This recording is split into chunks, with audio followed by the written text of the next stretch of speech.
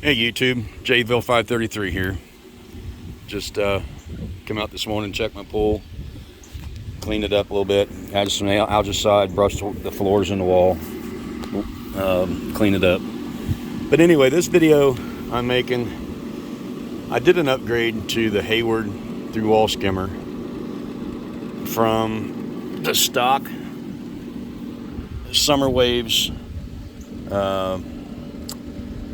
pump skimmer assembly that came with the pool. It's an 18x48. I did the upgrade yesterday. I added some shut-off valves to my return and to the skimmer. So if I got to clean out the pre-filter basket at the pump for any reason, I can shut it off, and also so I can add chlorine tablets and not have backflow from my return. But anyway, what this video is about is I've seen guys in their videos where they did the upgrade, they cut their gasket that came with the skimmer, and to me that doesn't make sense.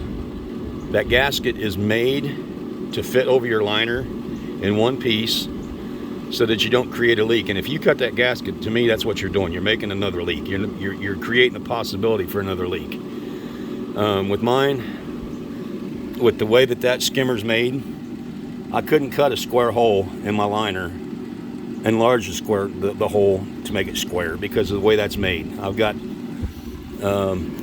partial circle at the top and the bottom, and so it's not square. And this is the day after the upgrade, and I don't have any leak at all because I didn't cut my gasket.